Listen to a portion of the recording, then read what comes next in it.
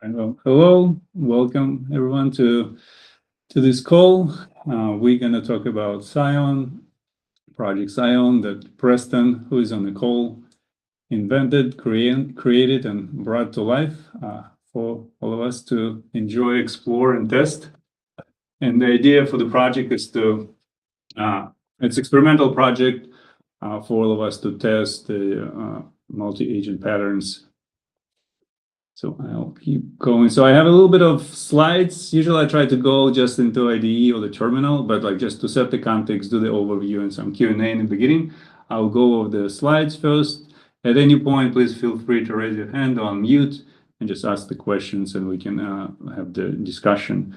And the agenda is we're going to go over the content in maybe half an hour, a little bit of slides, and then the demo, kind of show the agents running. And then we'll have some time for Q&A at the end. But again, feel free to raise your hand and stop me. We can have a discussion. So this is the progression. We're from figure 1 to figure 8. We at 2026, we're at the figure 8.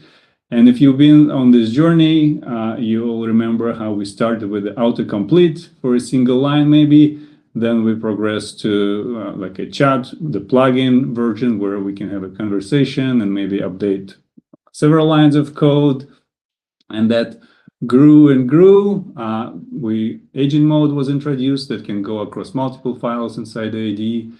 And then at some point, the CLI was introduced. Like in this case, I'm showing Gemini CLI, but there are other ones on the market that you might be familiar with.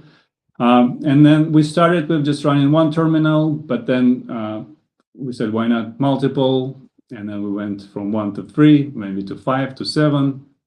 But then managing all that is cumbersome, right? So this is where we arrived in figure 8, where we want to have the agent that would orchestrate the team of agents for us. And we will just communicate with that coordinator, maybe like project manager agent that we can give the task to, and he will assemble the team and they will talk to each other and carry out the task. So this is where the Scion comes in. So basically the idea is that like there could be, for different use cases, there could be different patterns. And this is where Scion can help you kind of figure out what works for you, what configuration, what agents, what skill, and what's the process works for your use case better. So like this is what Scion enables you to do. And I will cover some of the key concepts, but there is like Scion is very vast. And I think of Scion as Kubernetes for AI agents, because lots of similar concept, and you will see why I think that way. So you can run Scion in 3 different modes. So you can run it locally. Basically, you can have the server with brokers, everything happening locally. You can run it remote, let's say on a VM, and then developers can connect their laptops and have agents running either locally or remotely. And then there is also distributed mode. This is the local mode where you're on your workstation, you have the Scion CLI running, you have the runtime, could be Docker, Podman, or other tooling, and then there's the local file system. For the remote one, you have your VM where you can run the Scion server, and then the developers can join, register, and then kind of have multiple options to where to run the containers. So this is the distributed mode where you have the Scion hub where different brokers can register, and brokers could be like runtimes like Cloud Run, GKE, and so on, or your local environment. And then when you kick off your new agent, you can pick where it will be running. And this is the kind of the building blocks of the Scion agent. There are a couple of things. So the workspace where there's the place where they do the work and kind of create the files and so on. The template would be the configuration for the agent. So basically system instructions, skills, that's where kind of the team configuration comes in. where you have all those details configured. Then there is harness configuration. And with Scion, you can run your favorite tool. Basically, you can configure harness with your favorite tool, be it Gemini CLI, Cloud Code, or Codex, and so on. Like anything that can run in the container, really. And then you give agent a task, and it will start working on that, given all the skills and instructions it has available. And again, the runtime could be, there are different options for the runtime to run those containers.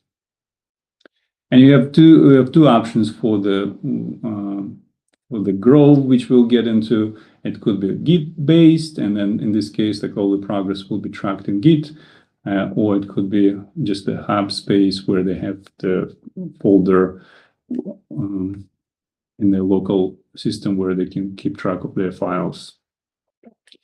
So the Scion is CLI as well, and that was Scion can use Scion to start the new agents and kind of interact with the Scion server. So just here I'm showing just several commands here, but it's just the CLI, right? And as you know, like the LLMs are very good figuring out how to run CLI. They can just run CLI name help and get the list and figure out what the command should be executed next based on the task they're trying to do. So that's the quick overview. Next, I'm going to jump into kind of the team configuration.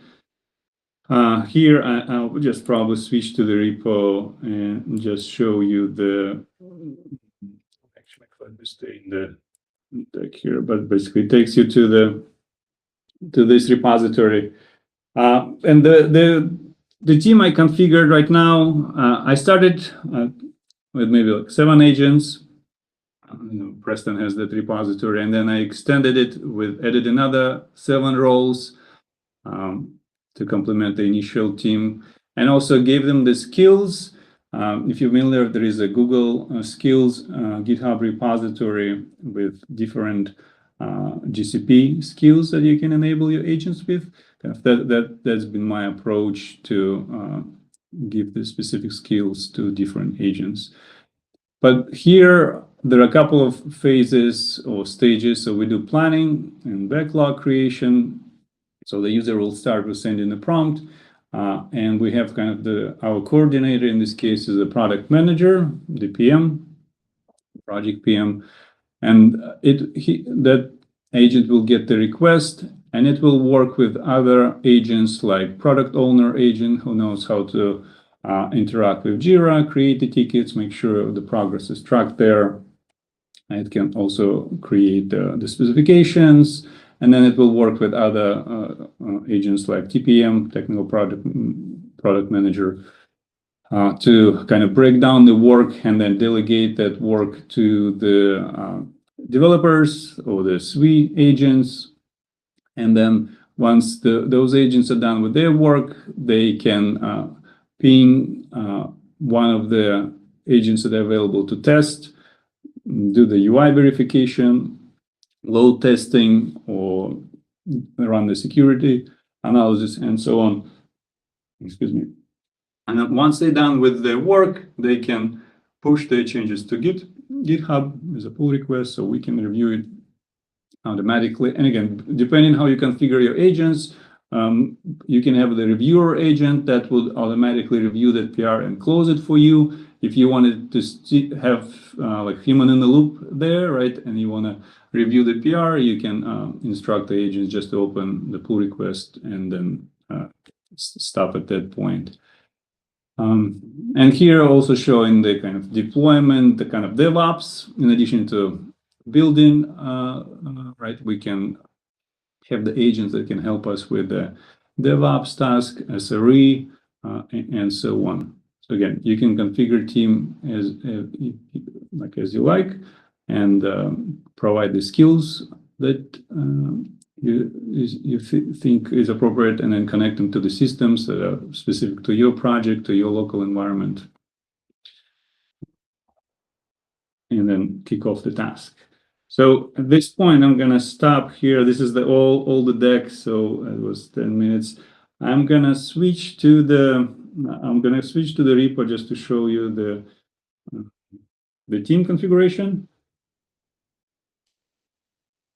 Just one of the agents, and make it bigger. So this would be all the different roles. So let's say for Sphero, I can look at this is the Scion specific. So this is the configuration, the system prompt for that agent with all the instruction and responsibilities, kind of the context file that you're familiar with. And then the skills would be the skills that the developer can kind of help with. Just open one of this so you can see. Yeah, so this would be, again, you can start with the existing repo that has the team config, or come up with your own based on the examples that are available there. And also the Scion provides the documentation where you can follow and configure your team. So once you have that configured, I'm going to switch to Scion. So I'm running that in the server is running on the VM, and I'm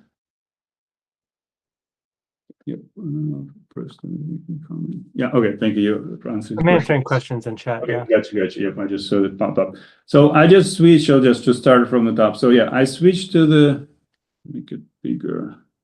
So I switched to the Scion instance. I'm running the server on the VM, and I have the forwarding configured, so I can open the hub locally. And there are a couple of things here. So that you can start with the dashboard, and from here you can create new agents or create new Grove. And the Grove would be kind of the project workspace where you have those agents configured. And then, so I have already a couple of Groves created, and I will show you just to show you how what's the flow for the new Grove. When you click the new Grove, you have an option to either do the hub workspace or Git repo. And then if you want it to be based on the Git repository, you would provide the link. And this is basically would connect, if you want to have the agentic team working on that repository, right? This is the way to connect it. And then you provide the details, like the branch you want it to be default and the visibility. Once you're done with that, that would get you a new Grove. Let's not just do that just for testing, just to show what it looks like. So you're going to get an empty space, right? And from there, you would go into a couple of things. You can configure the default harness. Let's say that I'll pick Gemini CLI. Again, we have different options there available based on what you configure. You can create the GCP service account, and then you can kind of, the important part is to set up the environment variables and secret. This is where you would add things like API keys, tokens, and so on. And I'll show the example for one of the existing Groves that I have going on, where I have like the Jira details configured, the GitHub, and Gemini API key. So once you configure the secrets, you can move into under the templates. Here you can bring your team. So basically, this is the GitHub repo where you have your templates for your agents, and then you would run the import, and it will bring all those roles, all those agents into the Grove. So I got like 14, I think, of them, and then we got them imported. From here, you can, let's open the PM role.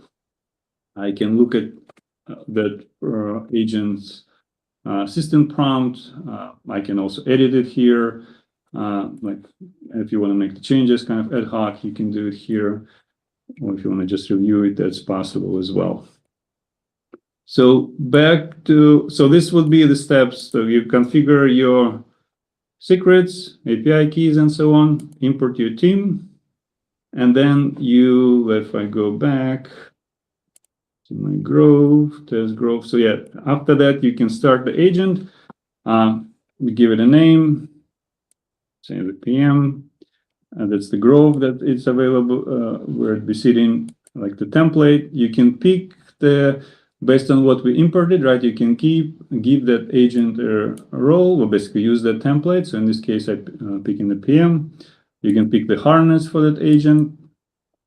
and then you pick the runtime broker, basically the compute node where you'll run this, and then you can click start and create. I'll do that. It's just, I didn't set up any API keys for this. Yeah, here we go. Yeah, it will tell me like, yeah, you need the API keys. So I just wanted to show you the flow. Like once you get started, this would be the steps you do. You create the Grove, configure the templates and keys, and then create the agents, and then you can start interacting with that agent, with those agents. So I'll pick one of the existing groves that I set up for the repository I have, and I already run several kind of milestones here working on that project. And I can see the list of all the agents that were engaged, like and so on. So let me make it a little bit smaller so it all fits.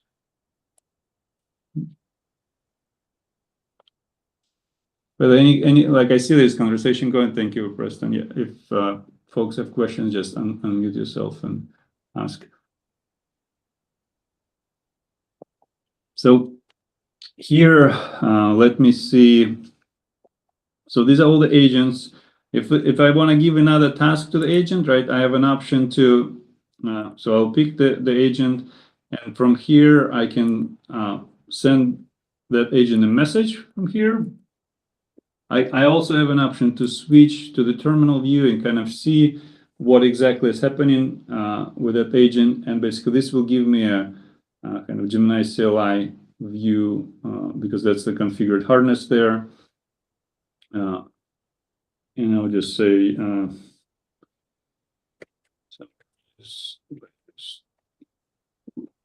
work.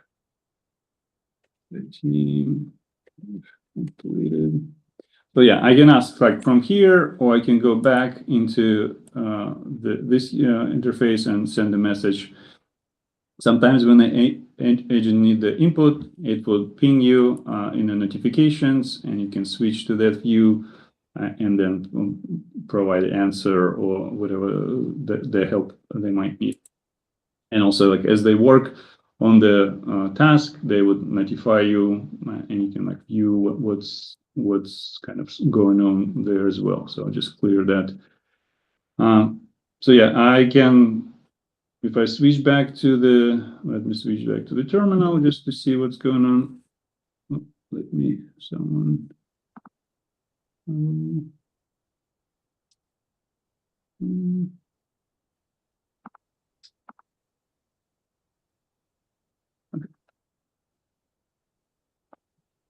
So yeah, it's just running some commands to understand what happened recently, and then will provide the details for me. Just I will go back to the Grove.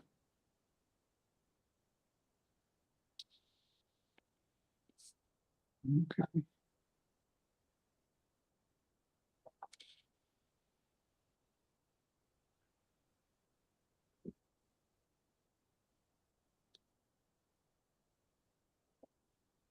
Give it a second to refresh. Okay, so yeah, basically I asked for the update, right? What was done, and like the earlier this morning, the team completed the milestone 5 to add some infrastructure as code to deploy the application to GKE with the database, with the Cloud SQL as a database. So yeah, I got the out, like basically I can interact with the agent, ask them about what they've done earlier today, and so on. I can ask them to summarize the work. Like once they complete like one of the milestones, what I ask them to do is to kind of review the interactions between the agents and create the put all the feedback as a retrospective into Jira. So they did that, and then this was the output of that kind of work. They discussed their successes, what happened well, and like any challenges. They captured that here. And then what I did with this input is I also have the Grove, where is it? It's here. So I have the repo is connected to Scion where I keep my templates. And what I did there is I told, if I look at the messages here, basically, I hope it's visible. I told the PM in this repo saying, hey, like, look at the feedback in this Jira ticket and review the changes and then kind of work on the changes and then open the pull request. And they kind of did that. They created the pull request for just to roll back that, created the pull request with all the changes, like with the retrospective that they captured for themselves, and then updated the system instructions for those agents, like with the specific things that they identified, like using the non-interactive options when they're trying to do git pull, git fetch, and so on. So they were able to kind of get better as they keep working. Similar how we do it, right, in the regular dev teams, like we run in retrospectives and then identifying what we want to start, stop, and continue doing. Kind of similar concepts apply to agents, right? You can, after every sprint, every milestone, they can do like retrospective and capture those details and update the instructions and so on. But let me go back to this project, and I will send the messages to show, right? So let's introduce new agent config, HR agent. Just so let's basically, I'll send this message to the project PM so they can introduce the new agent, and then they will spring to action. Yeah, we'll see it in a moment. And just to make it a little bit, yeah, just we can see as the agent got the message from me, and it will start working. Let's see what's happening. Completed. Okay, yep, looks like it just started working. It took it a second.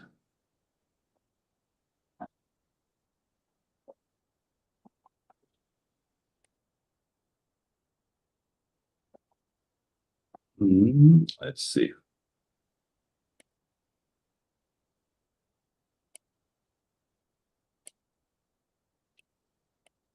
Agent doesn't want to work.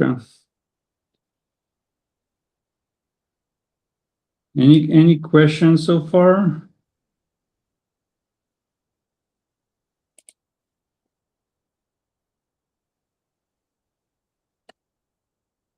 I just send it in the terminal here.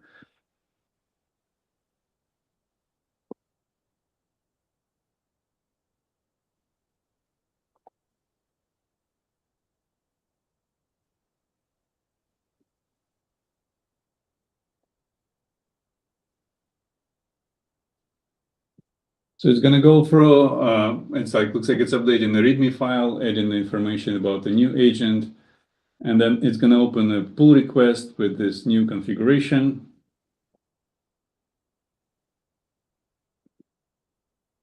Let me switch back to the Grove just to see if other agents kicked in. Yeah, okay.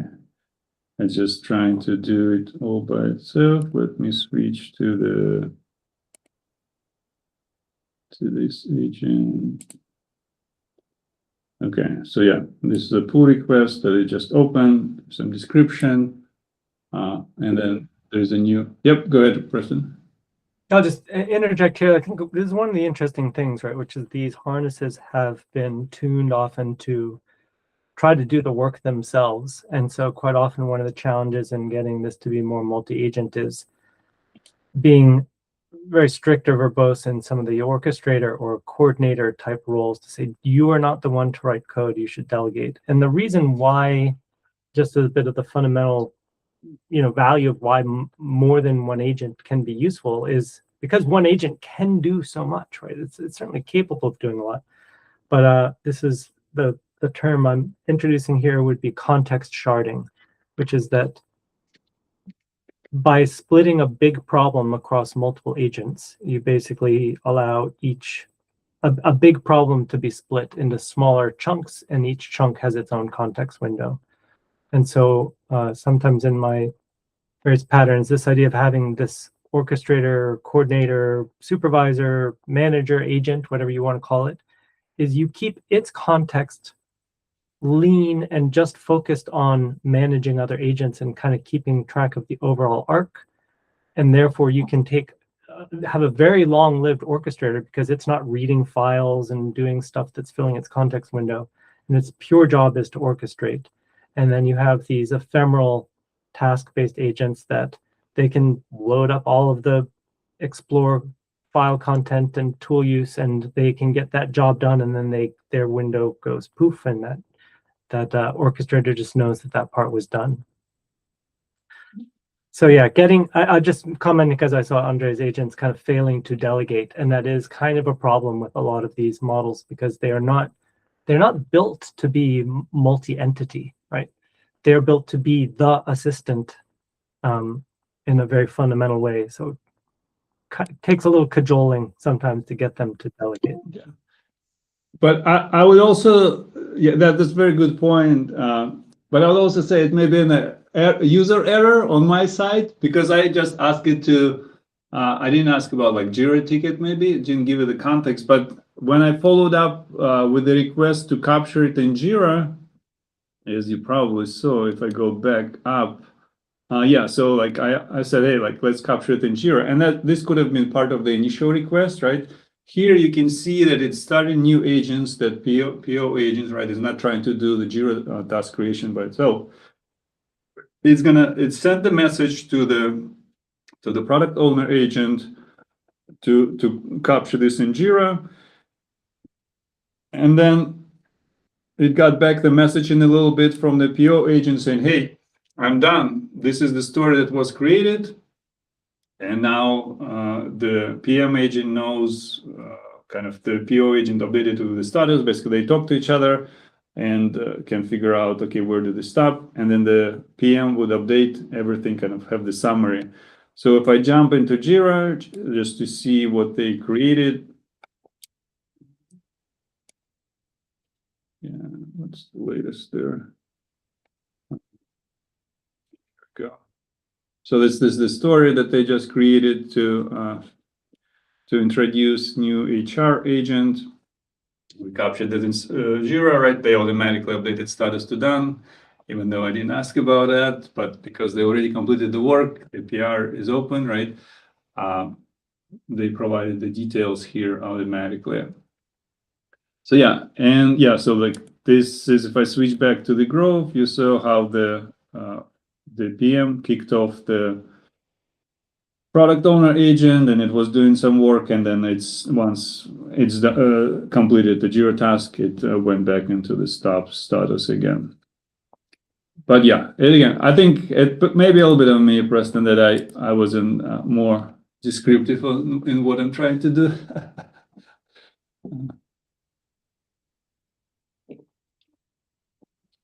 So I think that's most of the content that I plan to show. So we covered the deck overview. We covered how to start with the Scion, how you create the Grove, the agents, how you can bring in the template with the agents configured. And then maybe I'll do one thing. I'll switch. So this is our HR agent. It updated the docs and so on.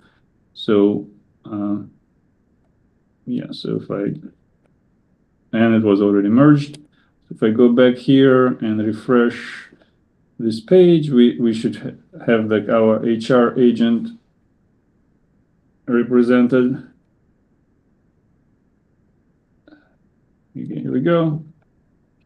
So yeah, basically my thinking there is like it's either HR agent or the agent that the TPM and PM can use to bring in the new agents and give them the skills based on what's available, like at least, for example, from the Google Skills GitHub repository for agents. I think there are like thousands of different skills there.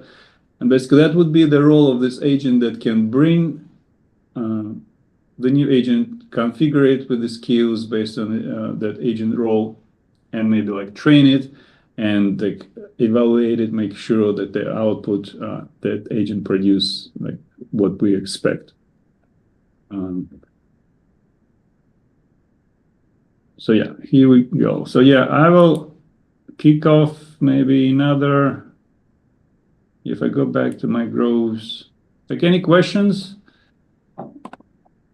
I know there is a chat going on, but yeah, feel free to unmute if you want to talk about any of what we showed today. Yeah, there have been some great questions. I don't know, Andre, as you finish kind of showing what you wanted to Yeah, show. I can stop here. Yep. Turn it into some okay, Q&A, yep. I guess. Yeah. Daniel and Ashwin have been asking a bunch of good questions. What's the best way to get to those? Well, I mean, I think we should see if either of you have any more, we can switch it to kind no, of. I think I can. I think I showed most of the build. Yeah. Another thing I wanted to show is, yeah, what I didn't show is the, let's say, how these groves are configured. So you saw the templates, right? So I kind of bring in the agents with the templates, and then the secrets configuration, right? So I would have, because in this case I show interaction with GitHub, interaction with Jira and Gemini. So you would set up those API keys and tokens here.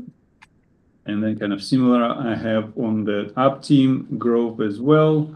If I go down here, the secrets. So in this case, it's just the Jira details, GitHub API token, and OAuth token for Atlassian, so they can talk for MCP. So yeah, one thing, let me show this. So if I switch to the PM agent here, and I run /MCP, so like this is kind of the standard. If I'm running /MCP inside the Gemini CLI, right?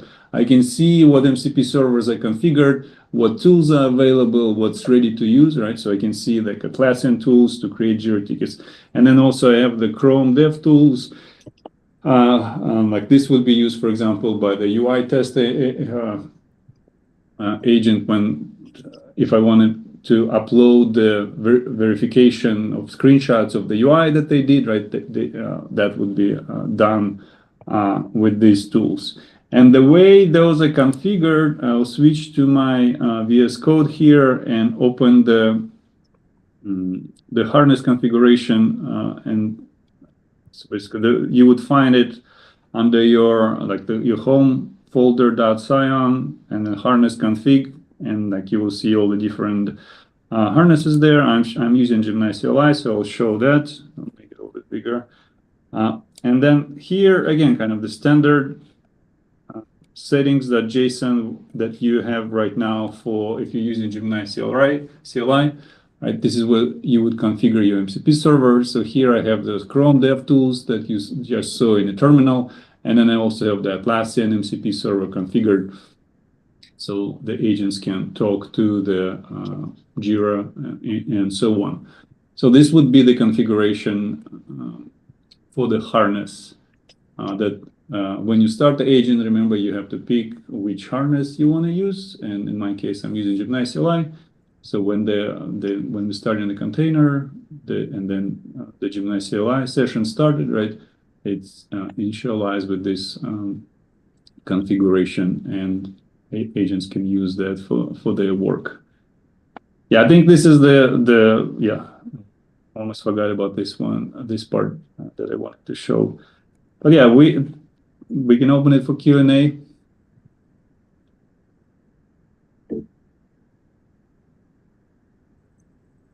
Hey, Nathan, go ahead.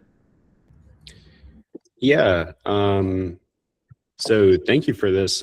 This is super informative. So I guess just kind of summarizing like the easiest way to get started with Scion, right? So you would download the open source repo, right? And then you would launch, if you're doing local development, you would launch your own hub and then launch your computer as the runtime broker.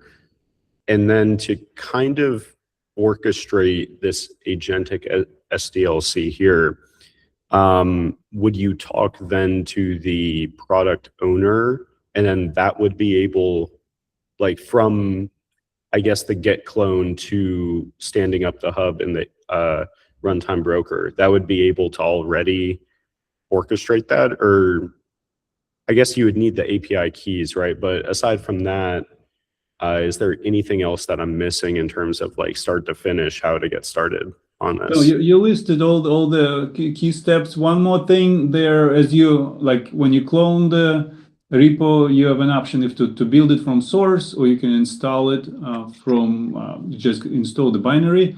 And one step that you also have to do is to build the container images.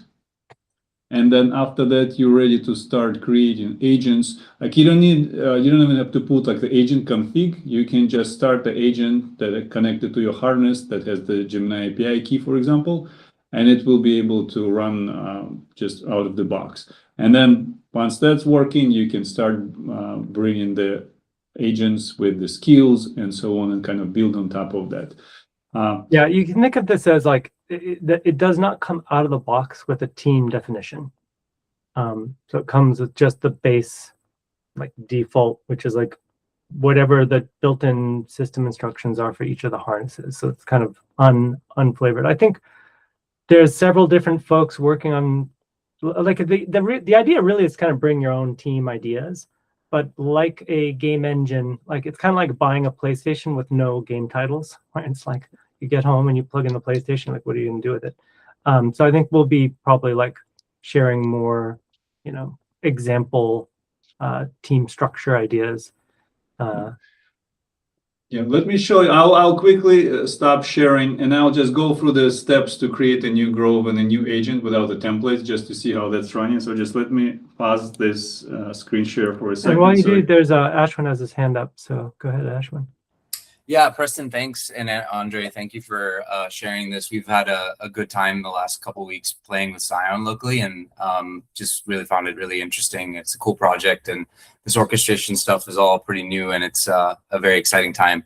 I wanted to maybe just get your thoughts, Preston, on what you think about around the determinism versus non-deterministic sort of stuff. Like it's very interesting, like seeing, you know, one week seeing the model say, okay, with more scale and more context, it's doing the right thing and following the checklist 100% of the time. And then as the models get more lazy, or you start adding more, these things start skipping steps or start getting lazy, right? So I'm curious to hear what has worked well in this sort of autonomous workflow where y'all are making sure that some of the checks that we want to make sure are deterministic, but like running tests, for example, or whatever, aren't skipped, and the output is treated in the right way.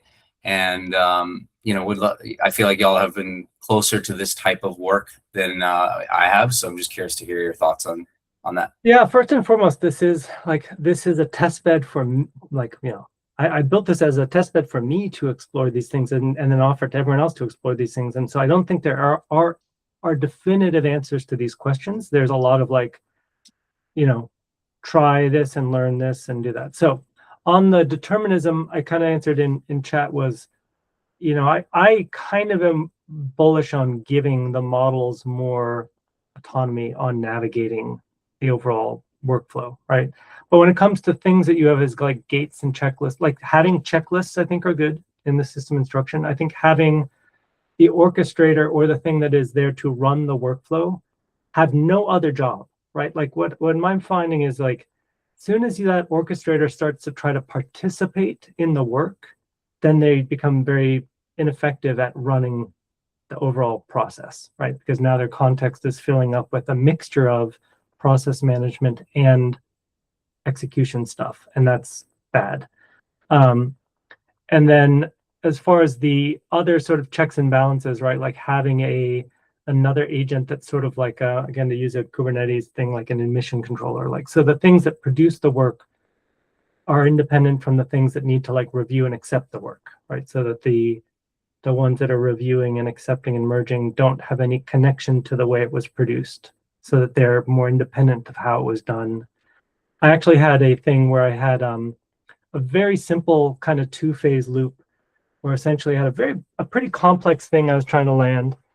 And I said, here's the code review, do the code review, and then it found these findings and it writes a code review findings doc, and then I start up the engineering team, which is really just like a manager who can recognize that like there are 5 findings in the code review that can be parallelized, right? So those agents go work on those findings. And normally you think, okay, the code review did its job, the engineering fixed the things in the code review, now we should merge it. But I was like, what if I just do another code review? And it found other things. And I did that for a couple of rounds. I'm like, well, this is getting old to do that this way. So I then had the orchestrator say, like, with a max run of 20 iterations, do the code review assignment, then assign the engineering team if there's critical findings, and then assign the code review. And I basically had it do back and forth. And it went through 12 rounds of that with a very good model. And I came to realize that, like, when you have a lot of scope, a code review, these things are just context bounded, right? And so it will try to do the best code review it can do and still give you a report that will fit in its output token kind of bandwidth. And a single code review probably is not enough to find all the issues. And so it literally took 12 of the 20 iterations before it converged and had no issues. That's a very simple orchestration pattern, right? It's just like a ping pong between the code reviewer and the engineering. Yes, it uses a lot of tokens, but that, I mean, I think for things like that, sometimes that's where you want quality over token efficiency.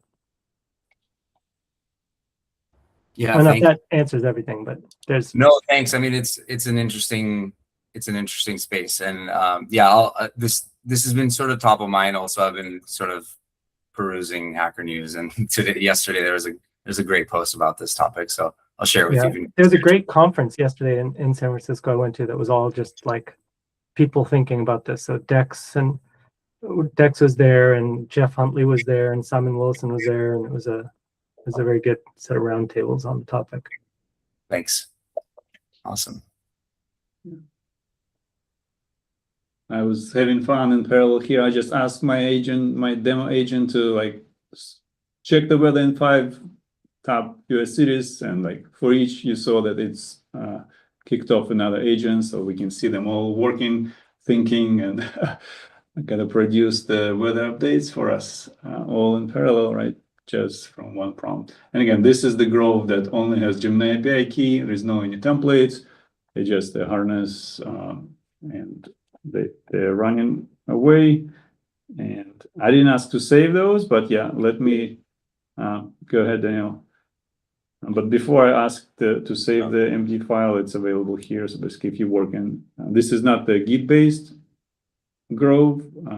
It's just so yeah, I can see the local files. I can edit from here.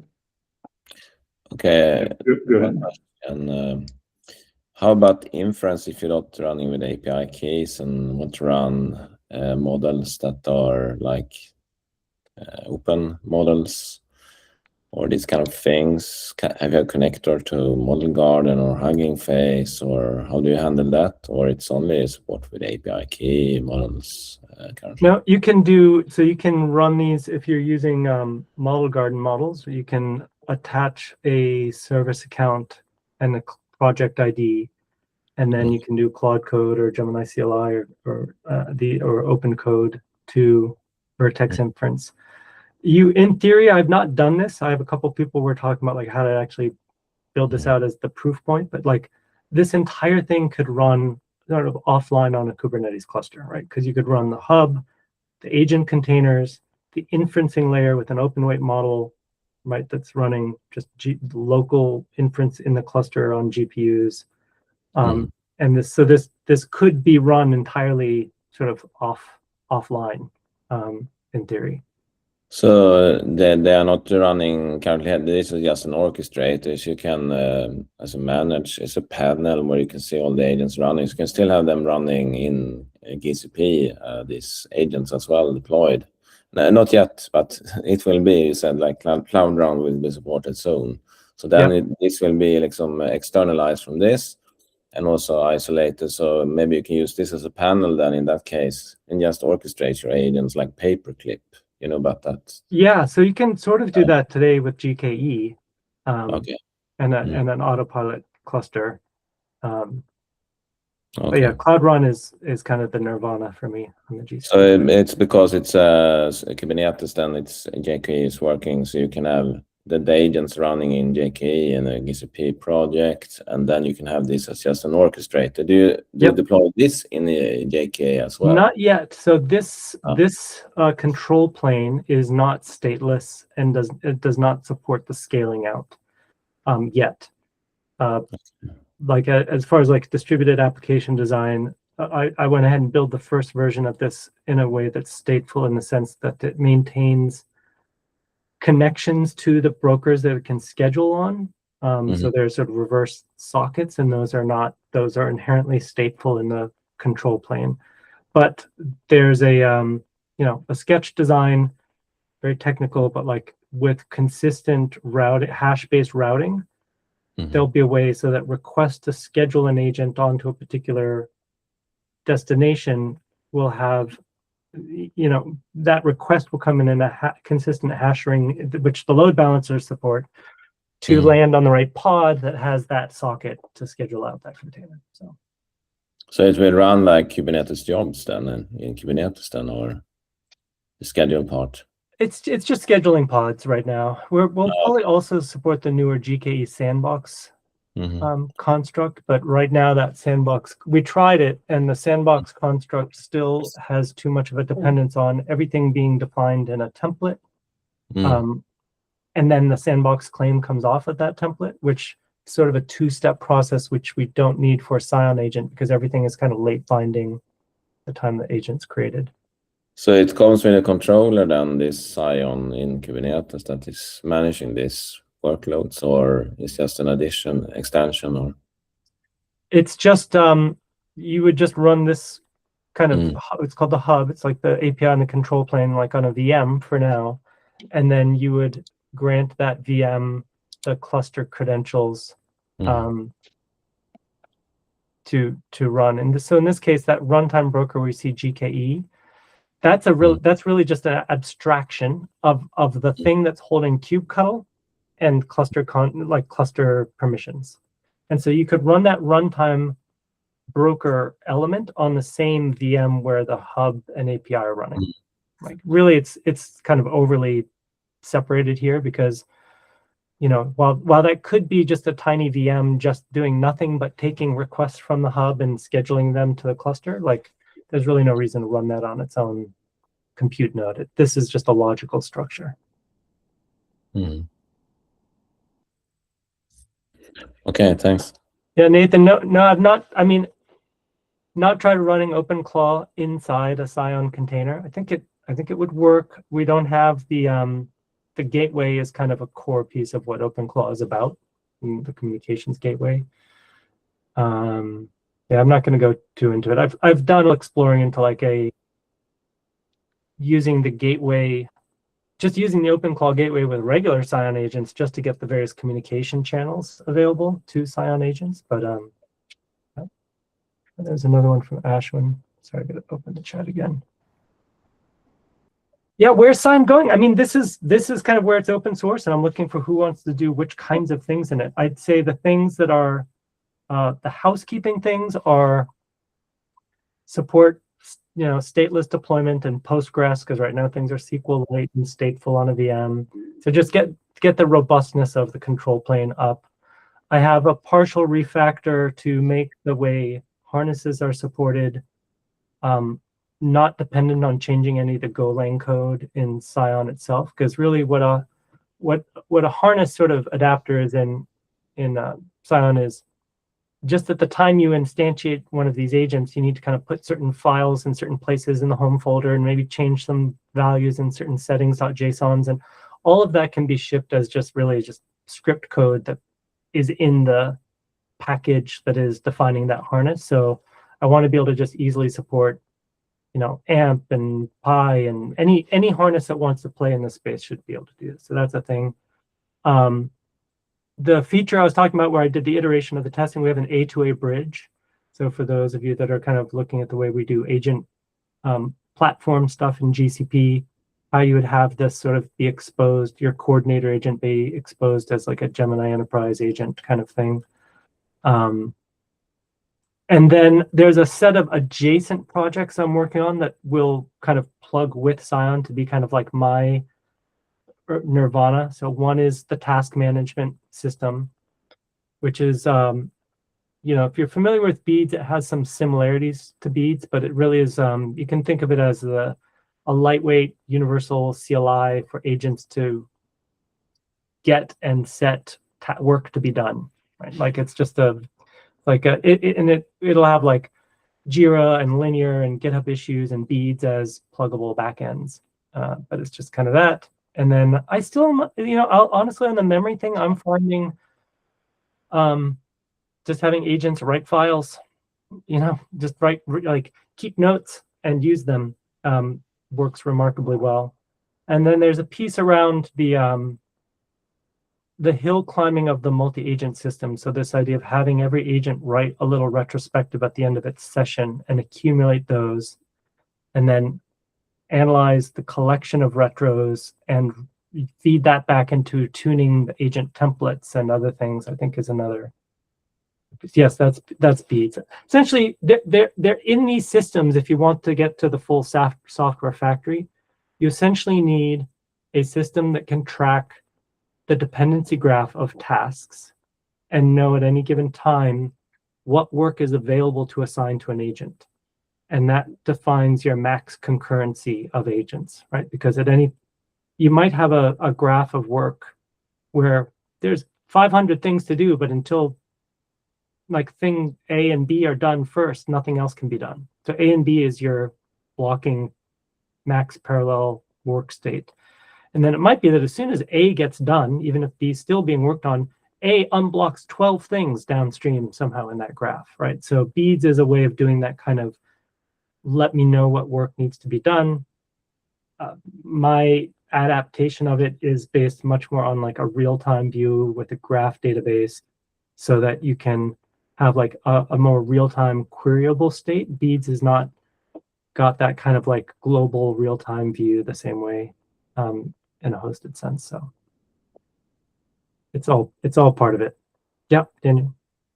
A little bit about security in the agent platform. GCP is the agent identity support as well as the service accounts in order to assign policies and agent gateway, or is it still, I mean, it's still in preview, but yeah, so I plan to as soon as I can. Right now, our agent identity feature only works with Agent Engine. It doesn't even work with Cloud Run or GKE or anything else. So like I'm kind of stuck allowing these agents to run under agent identity. Agent identity, for those who are less familiar, it's based on a standard called SPIFFE and workload identity.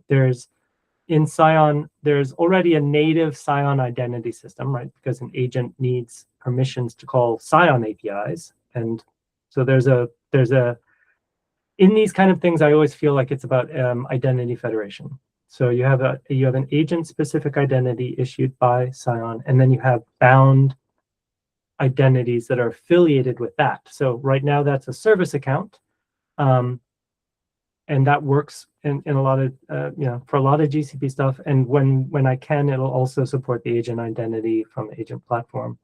Just a small technical note, again, just for the nerdiness of it, the way service accounts are attached to a Scion agent is through a pretty sophisticated way of doing an emulation of the compute metadata server in the container, so that way, even though you might have many of these agents running in Docker on a single VM, you can map different service accounts to them, and you're blocking at an IP table level in the container, literally in the network kernel. They can't read that VM's service account, right? So you don't want all the agents running on a VM in Docker to have access to the underlying compute service account. So there's a interception layer essentially in Scion for that.